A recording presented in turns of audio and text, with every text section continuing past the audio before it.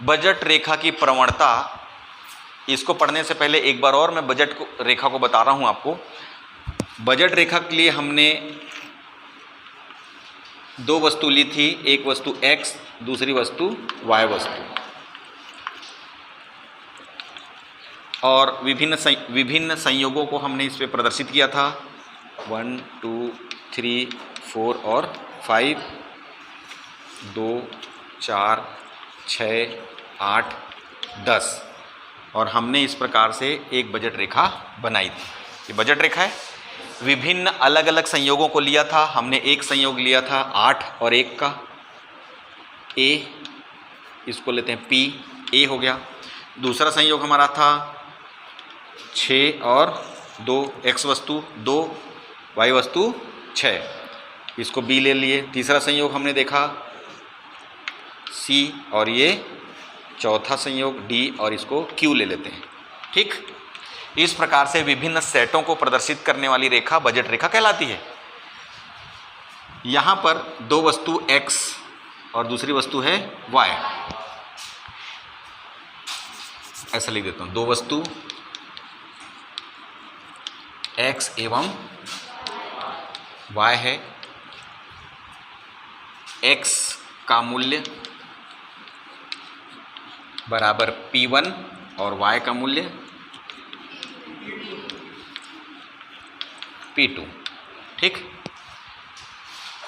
विभिन्न संयोगों को प्रदर्शित करने वाला एक गणितीय सूत्र ऐसा बनेगा P1x प्लस P2y बराबर M। M बराबर है उपभोक्ता की आय। ठीक है, उपभोक्ता की आय, ये सूत्र बन गया।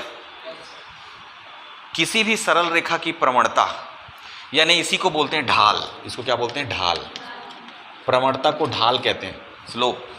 ठीक, ये रेखा है सरल रेखा, गणित में आपने देखा होगा। इसकी ढाल देखना है हमको, कितना झुका हुआ है। ढाल का मतलब भाई सड़क बोलते हैं ना, सड़क कितनी झुकी हुई है या कितना ढलान है, तो उसी प्रकार से ये रेखा कितना ढलान है इसमें, उसको प्रवणता, उसका मान कैसे निकालते। सरल रेखा के लिए सूत्र है रेखा की प्रवणता बराबर y इज। रेखा की प्रवणता को निकालने के लिए हम रेखा का सूत्र लगाते हैं। सरल रेखा का एक सूत्र होता है गणित में, देखो आप, सरल रेखा y is equal to mx plus c। इसमें ये जो m है ये सरल रेखा की क्या है? प्रवणता। तो इस बजट रेखा की प्रवणता निकालना है। ये सरल रेखा है y is equal to mx plus c। इसमें जो m वैल्यू है ये होती है सरल रेखा की प्रवणता। ये सरल रेखा का समीकरण है, कक्षा 9वीं में पढ़े हो, सरल रेखा का समीकरण। उस सरल रेखा के समीकरण में ये m जो है प्रवणता को प्रदर्शित करता है। तो हमारी सरल रेखा जो है ये, इसकी प्रवणता कितनी होगी? तो इसके लिए इसके रूप को इसकी तरह बदलेंगे। ठीक, देखो कैसे बदलते हैं। हमने क्या किया, इसको उधर पक्षांतर कर दिए, तो ये मिला P2y बराबर m ऋण P1x। इसको पहले लिख लेंगे, x वाला देखो पहले है, तो इसको इधर भेज देते हैं।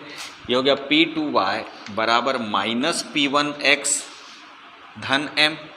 लिख सकते हैं, आगे पीछे कर दिए। तो y बराबर कितना हो गया? माइनस P1 बटे P2x प्लस m। तो ये जो है, इसकी तुलना करो इसके साथ, ये वाला भाग माइनस P1 बटे P2, ये क्या कहलाएगी? प्रवणता, बजट रेखा की प्रवणता।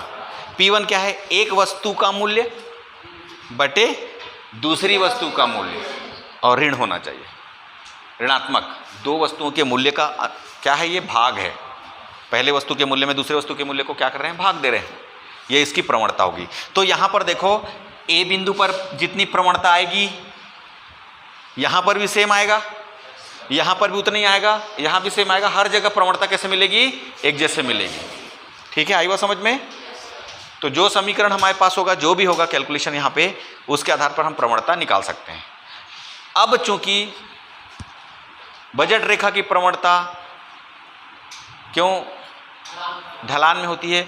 क्योंकि ये कैसी है, एक वस्तु की कीमत को दूसरी वस्तु की कीमत से भाग देते हैं और इसकी वैल्यू कैसी, प्रवणता कैसी आती है, ऋणात्मक, घटती हुई। एक वस्तु का परचेसिंग बढ़ता है तो दूसरे का क्या होता है, कम होता है, इसलिए ढलान के रूप में रेखा प्राप्त होती है।